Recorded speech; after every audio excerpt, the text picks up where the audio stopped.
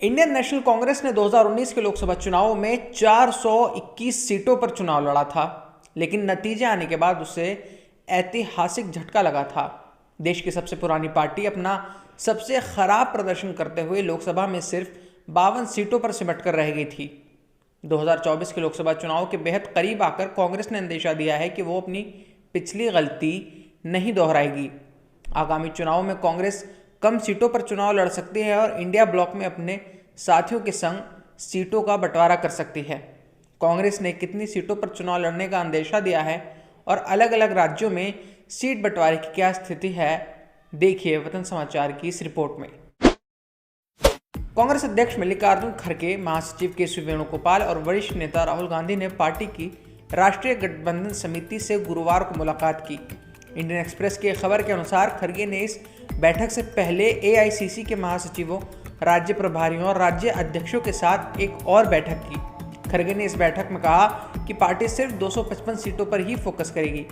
इस बैठक में राहुल गांधी भी शामिल रहे।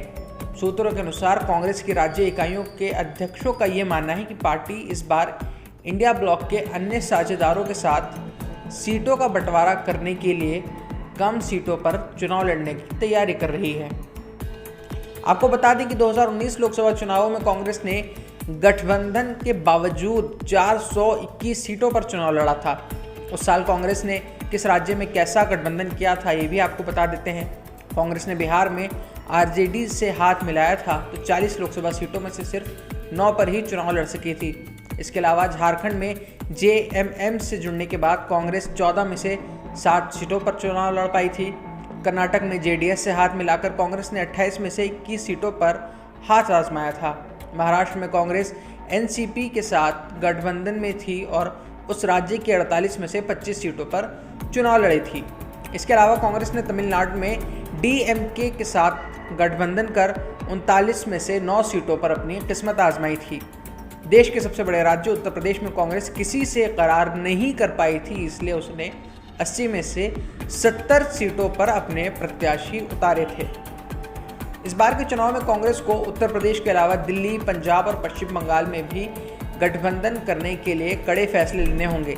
पंजाब की सत्ता पर काबिज आम आदमी पार्टी ने जहां सीटों के बंटवारे में अपनी दिलचस्पी जाहिर की है, वहीं कांग्रेस का मानना है कि इस राज्य में आपसे हाथ मिलाना खुदकुशी करने के बराबर है।